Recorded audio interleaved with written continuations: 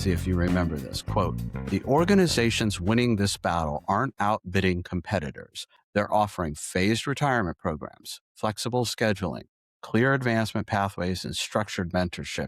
They're treating physicians like professionals building sustainable careers, not revenue generating assets to be optimized. Professionals building sustainable careers, not jobs, but careers. It's like music to my ears. Do you remember writing this? I do. I don't think it's unique to physicians, but I think it's a message that oftentimes gets overshadowed.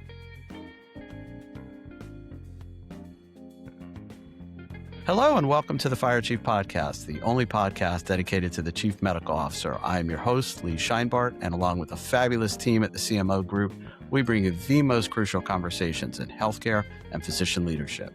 The CMO Group is the only physician-run and physician-led organization focused on chief medical officers and exists to transform how physicians lead. The group helps CMOs and emerging physician leaders move from expert operators to enterprise leaders through a unique transformational process. Healthcare doesn't just need good doctors and leadership, it needs high-powered executives with deep medical knowledge, and that transformation is the work of the CMO Group. Our guest today is Carrie Gorel, the CEO of the Association for Advancing Physician and Provider Recruitment, AAPPR, the only professional organization where physician and provider recruitment leaders and others who influence recruitment, onboarding, and retention can connect, learn, and advance their careers. Carrie is not only a seasoned and respected clinician with a master's of social work, she is also a seasoned CEO, having led the International Association of Forensic Nurses for more than a decade before taking the role as CEO for AAPPR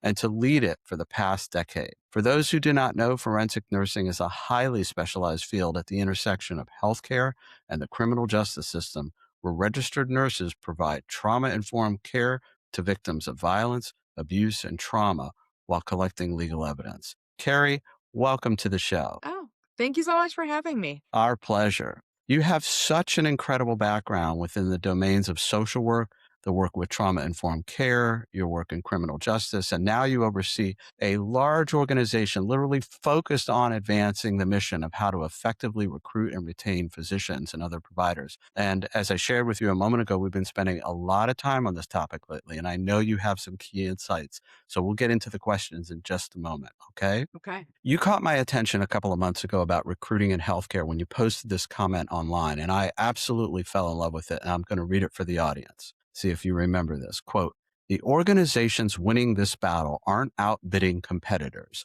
They're offering phased retirement programs, flexible scheduling, clear advancement pathways, and structured mentorship.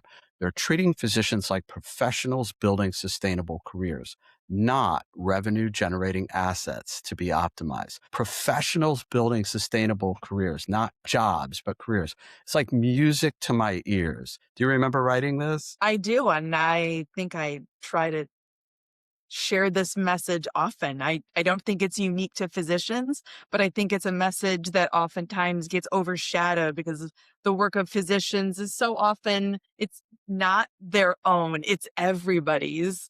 So it's an important message. Yeah, I couldn't agree more. Well, so let's just start right there and get into the question. So from your vantage point in this physician, provider recruitment, and healthcare leadership landscape, what do you think about health system leaders that they misunderstand about the physician workforce today compared to in the past? Well, we can't start off any conversation with just acknowledging we've got a pipeline issue when it comes to having enough physicians. And of course, we can't solve a 10-year physician pipeline problem with a 6-month hiring solution. So I think oftentimes what gets misunderstood is that, we have to look at the bigger question. What sort of physician organization are we building 3 years from now, 5 years, 10 years from now? It's about strategy. It's about intention. It can't be a transactional hiring activity. We're talking long-term. We're in it for the long term. We got to plan for the long term. Yeah, I think you're right. And for the longest time that I can remember, recruitment lived in somewhat of a siloed part of our organization, thinking about, like you said, here's our timeline. Here are our needs. Let's fill these gaps. And while they understand, the HR team understands the organization, they may not have that wider vantage point that you're discussing. And if those nuances are not shared, it creates a bit of friction, right? It does. It does. And we can't afford turnover. It seems that we have reluctantly acquiesced that turnover is just going to happen. But I would say it is paramount for us to not accept chronic turnover as just an inevitability. I think that is a result of the fact that we're not thinking about our workforce, our clinician planning, the type of organization we're trying to create in that long term. Yeah, yeah. No, we recently had a guest say, stop thinking about your physicians and your other provider staff as staffing. It is a workforce, and you want them around for a really long time to help shape and drive the culture and the outcomes. Would you agree with that? I would.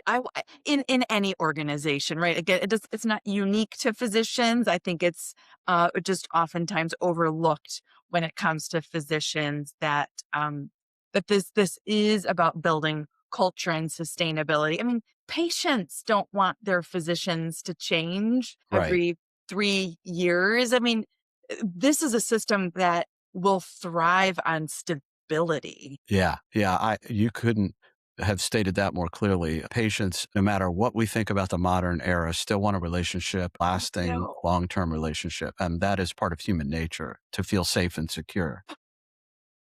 For patients, it's all about there's vulnerability, there's an intimacy that happens around people who understand just things that patients maybe won't share with anybody else other than their care provider. Absolutely. That's true. In our prior discussion, you hinted at physician recruitment teams will perform very well when they report to a chief medical officer, and organizations are still shifting how all that works. In an ambulatory setting, when you're working in clinics and staffing around the clinic, I do see more of the chief medical officer having that role and responsibility, but it's not as obvious, or at least not as transparent inside the hospital setting where so many different things are happening. Are there any other structural changes that you are aware of that either create friction or problems or could be better relative to assigning the CMO some responsibility here? How do you see that structural organization? Well, I think physician recruitment is fundamentally part of clinical workforce planning. It's not just talent acquisition. And the challenge that happens sometimes when physician recruitment falls under TA is that it starts to get treated just like a general HR workflow, and it loses that clinical and strategic function.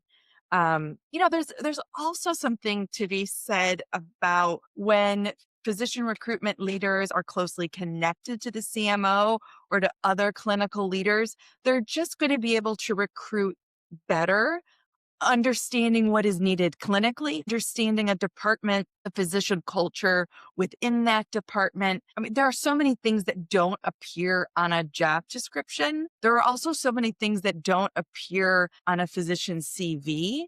And having someone who is experienced in having those clinical and administrative conversations we just see that it helps. And a physician candidate also wants to know that the CMO and their physician leaders are involved. They're involved in the process.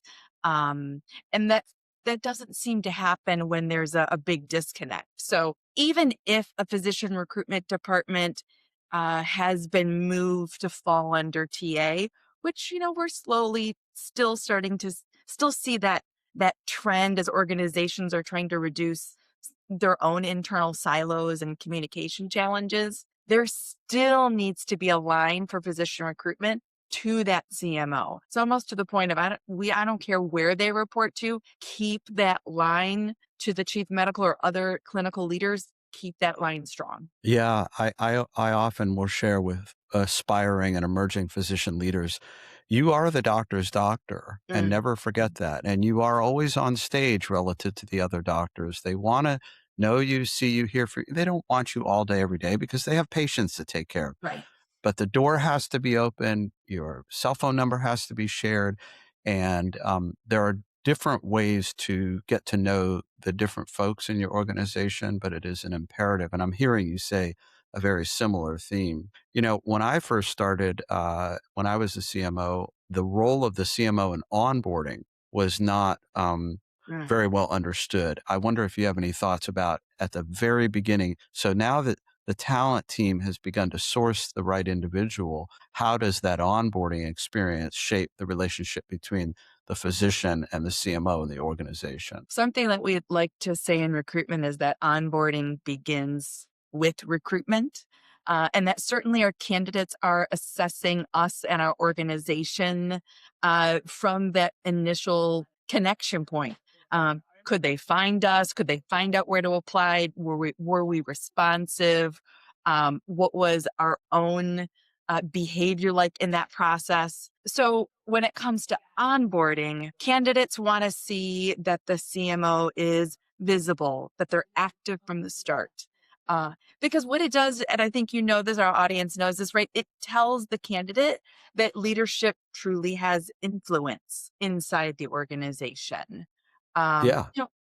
you know, so in onboarding, the CMO, they need to make sure that the candidate is not just operationally processed, but professionally integrated, that it goes beyond orientation and knowing where your parking space is. But it's a multiple point check in over a span of time to make sure that they're integrated. Yeah, that is very sensible and logical, and I know back in the day that was not an obvious conversation for people. No. It's certainly gotten a lot better.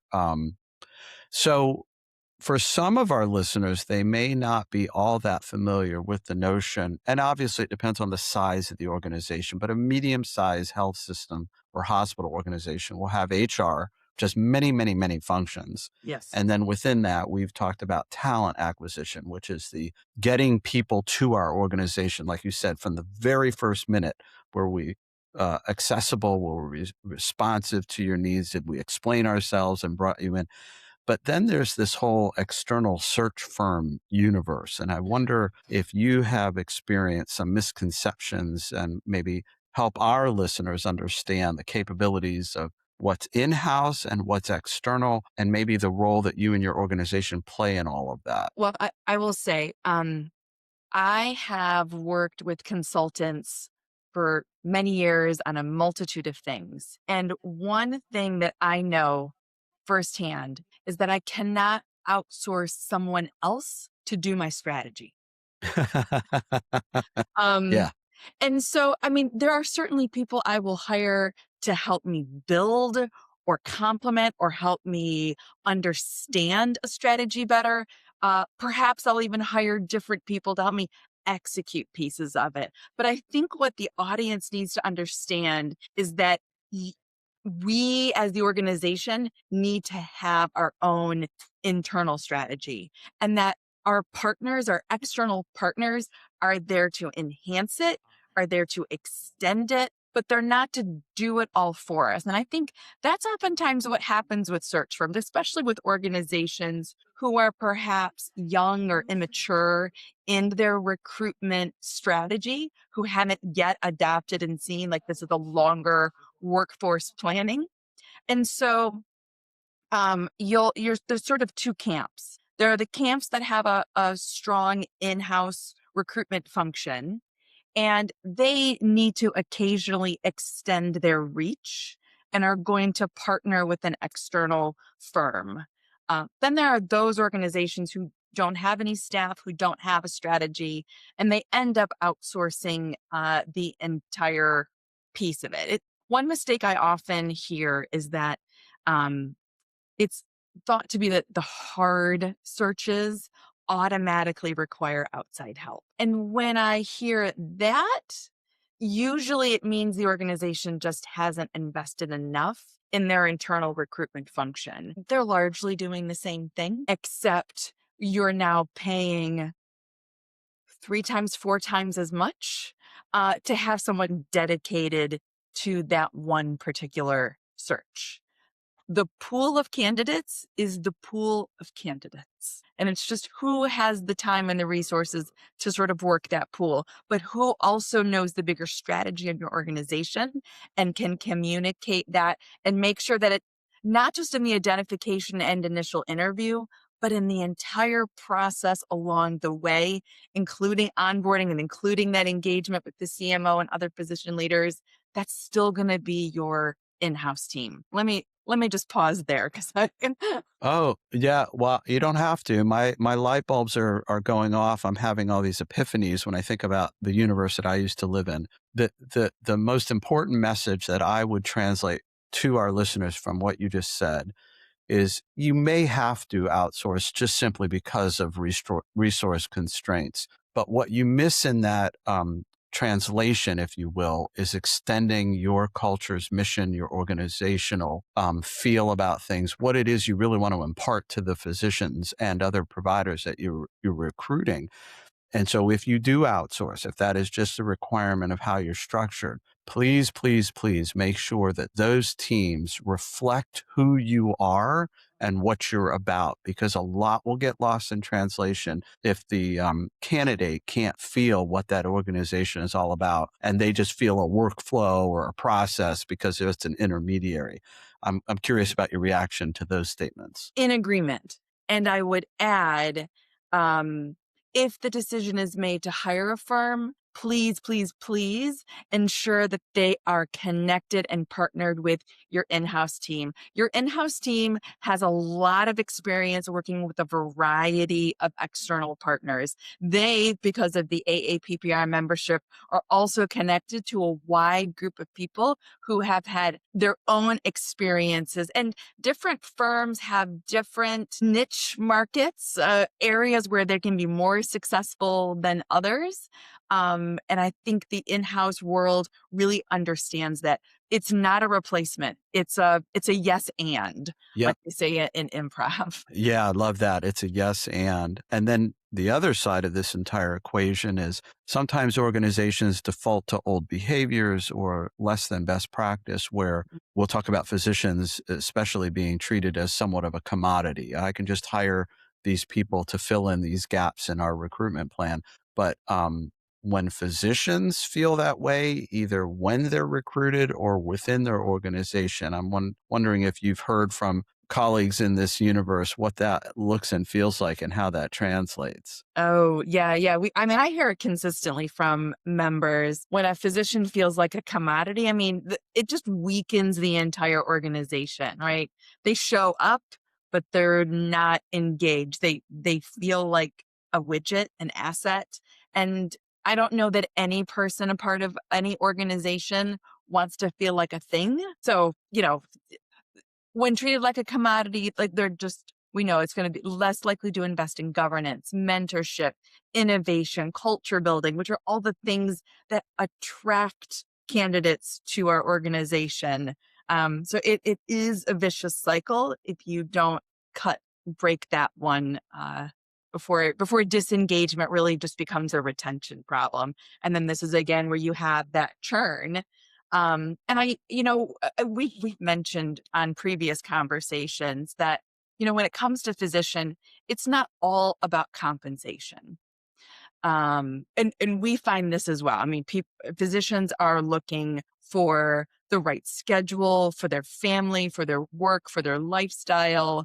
They know they're going to work hard. They know they've got a long career. And I think physicians are looking at the long game of how do I stay in this career and protect my own well-being while doing this work. What happens when we've, again, got that churn going is that while compensation isn't necessarily the driving force, when you have to rehire, you're now rehiring at the higher market rates. So we're really creating, I guess, another storm that I think recruiters are already aware of. Some CMOs may be aware of, where you have your long-standing retained physicians at one salary band, and then because of the churn, the new physicians coming in at a higher band. You really have to watch the equity that happens in how we're compensating across the board, I would say it is much more cost effective to keep your physicians in so many ways than it is to keep hiring at the higher rates. Yeah, people who have been in this universe for a long time, sort of my age or older, understand the cost of losing physicians and recruiting physicians, but they don't think about the savings on the retention side. So you end up getting a real twisted economy of you lose somebody, then you hire the locums. Locums makes more money than the physician wants to go out and become a locums and come back to the organization. An upward cycle and spiral for which it has no ceiling, and the cost will go up and up and up. And the If you morale goes down and down and down. Yeah, yeah, and so to your point, retention is the way to manage that effectively, and then go back a step. The younger physicians that are entering into employment models these days have a very different approach. And like you indicated, so while we're going to check the office space, the available procedural items that they need in their clinic or in the OR, and you do all of that operational stuff, then it's like, what does your family think about education, and are they going to have opportunities for their where they want to live and how they want to, all of those other non-office or non-hospital based questions should be equally important on that onboarding and satisfaction question, Mhm. because if you don't address that, they will leave within 2 to 3, whatever the contract length is. They'll either break it or leave because they're looking for something else, and then know the compensation is out there, but they're Mhm. looking for more. And I'm sure you're hearing this about the younger demographic these days. For sure. Yeah, I definitely hearing it, more so. It's even more of more of a priority, and it creates that second challenge of our retiring physicians, and the pace of work that they sustained is not something that the younger physician generation is interested in continuing that legacy. Yeah, and you mentioned, and I failed to bring this up earlier. So while you're bringing newer, younger physicians into the organization, you're having seasoned, very productive, different mindset Mhm. physicians who are looking at the end of their working career. And maybe you bring them into the organization, but then how will you slowly transition them to where they want to be? What does retirement look like? What does a part-time opportunity look like? Would you be willing to mentor the younger physicians to bring back a little joy of teaching and supervision? So I think there's sort of a checklist for the younger folks, as well as an equally important checklist for the older ones, even if they're leaving with a planned date. How do you do that? Have you any experience or conversations about Oh, that group? yes, and we are not having nearly enough conversations with our soon to be retiring clinicians. Like, recruiters see it all the time, and they can see the horizon as like, why aren't we already succession planning? Even if it isn't for 2 to 3 or 4 years down the road, some specialties do require that type of planning horizon. And I rarely have met physicians who want to leave 100% like day one and never do medicine again, right? Like, this is their identity. This is who they are. It's what they know. So allowing those, like, all those ideas you just mentioned, to sort of slowly phase out an organization that can be flexible and nimble, that isn't necessarily what I think of when I think of healthcare. But if it's part of your clinical workforce long-term strategy, those exits should have just as much emphasis placed on them. Yeah, yes. In fact, I'm living proof of that. When I retired, I had no idea what was going to happen to me. I found a hobby called a podcast. Now it's become a monster podcast, but that's my fault, no one else's. Yeah, you have to work with your folks and help understand what that transition is like. And I agree that, of course, there are physicians who said, "I've had enough." I get Yeah. that, but a week doesn't go by where someone doesn't reach out to me and say, "How do I teach your medical students that you're working with? How do I provide, a club support or mentorship, or how did you source part-time work at the VA or the local clinic?" And I've done all of those things, and so I know that they're out there, but no one's talking to them about it. So Mhm. I agree with you. I want to shift and talk a little bit about a unique notion that has been lost over the decades. When I was in practice early on, I had a lot of autonomy. Hmm. Of course, we were captive by the sense that we were professionals and we had to self regulate and manage inside the hospital people whose quality or behavior was not appropriate. And that goes on and on and on. But as employment becomes a larger structure for physicians, like it or not, the physicians, both young and old, have lost a feeling of autonomy, or at least semi autonomy. And I'm wondering if your years of experience, you have some thoughts or what you hear from your members about how do we support physicians in some type of autonomous functionality in the workplace? Well, I think it's important to start out that I think employment and autonomy don't have to be opposites. They are not the same coin that you have to flip. I think there can be room for both, because in an employed model, I think it's important for physicians to have a sense of agency and voice. And we've talked about this before. That we want to know that people have influence and voice, and that they will actually be listened to. I mean, the employment model is here to stay. I think for a while. It offers resources, infrastructure, relief from administrative burdens. This is why a lot of people have gone into the employed model. And health organizations also understand that in order to meet their bottom line, like this is a model that people can grasp and understand, and they're looking for stability, they're looking for safety, not to take 100% of the risk on their own. So um, shared leadership is really important in an organization, right? I don't know that they need total independence. I don't know that even in private practice, maybe you didn't even feel like you had complete independence at that point. There's still a lot of people counting on you and needing you. But that there's still opportunity for meaningful participation. Again, this is not unique to physicians. Anyone's spouse or kid or parent or friend, like they want agency and a voice in their employment situation, most likely as well.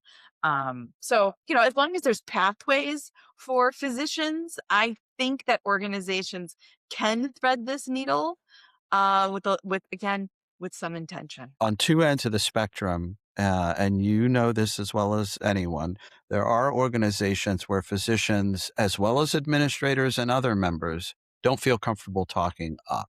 The loss of voice means a loss of agency and a loss of value. The other side, the complete opposite, is if you give those, again, any organization, we're talking in this case about healthcare and physicians, give them a voice in some way, shape, or form and listen to them.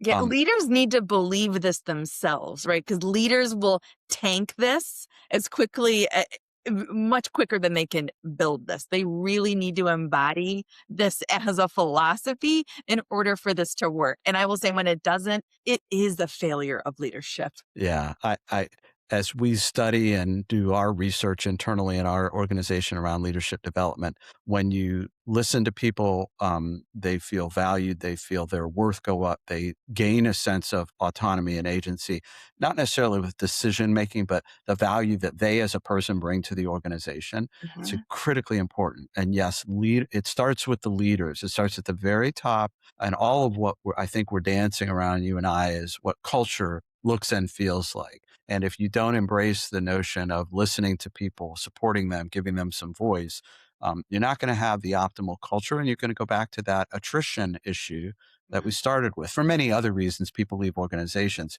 but almost invariably, people leave because of a bad boss. And in the same breath, you could say, or a bad leader. Yeah. Same difference. Yes. And it's an incumbent thing that, and we know from our internal research, if you develop your physicians into leadership opportunities, and not everybody wants it, but if you do, their organizational attitudes increase significantly. Their commitment to the organization, they share the vision, they know where they're going, they take problems on for themselves, and Mhm. that is a demonstrable way to activate some of these things relative to agency and autonomy and governance.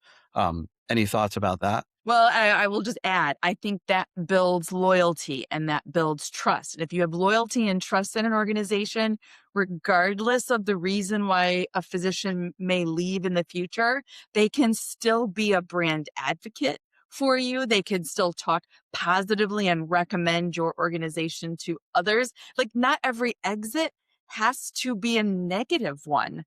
A quick aside. So AAPPR does research every year where we track 15,000 searches from the previous year. And one of the key metrics is how many days did it take to fill that position from the point it opened to the point that the contract was signed. Sidebar, it can take twice as long just to get them onboarded and credentialed. Doesn't mean they're starting, but we've been tracking this metric across 86 different specialties for the last 15 years. We also track what is the most common source for the candidate who's successfully hired. The number two source is our internal referral, that a physician referred somebody else, whether it was someone inside the organization or external. When that happens, we reduce time to fill by 3 weeks on average. And 3 weeks, if you look at the cost of all your revenue lost when a physician position is vacant over the cost of 3 weeks, I mean, you can start to get into the hundreds of thousands of and millions of dollars, depending on the specialty. Loyalty is a value add. And if there's not another reason why as CMOs, you need to look at how your leadership shows up and what sort of culture you're contributing to. If for nothing else, like build trust, build loyalty, it does help the bottom line as well as just make everyone a lot happier. Yeah, no, I listen, there's no physician out there that's going to automatically trust a recruiting organization unless they themselves work there. Mhm. But they know somebody who knows somebody who works there who trusts them and smiles. And look, nobody's perfect. And so there's always going to be some concerns that come up in a private conversation. But by and large, your best recruiters are those that are in your organization, that are physicians that know other physicians. 100% every day of the week and twice on Sunday for sure. Yeah. Well, your insights and the role that you play about the world that you sit, that intersection of physician and provider recruitment and having all this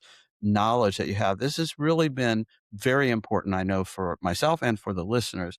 Do you have any last thoughts or words that you want to bring to the audience before we wrap up? Well, I would say that recruitment is the front door to your physician culture. So pay attention to what that front door looks like, how fast it opens, that it's inclusive, that it's wide, and that there is good things on the other side, right? Every physician who walks through it, they're going to decide whether they're going to stay and whether they bring anyone else with them. So front door.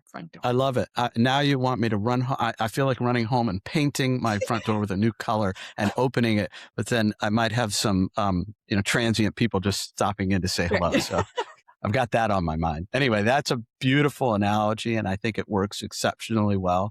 Well, thank you for sharing your energy and your passion and bringing that information to our listeners today. It's been fantastic. You have been listening to the Fire Chief Podcast, the only podcast dedicated to the Chief Medical Officer.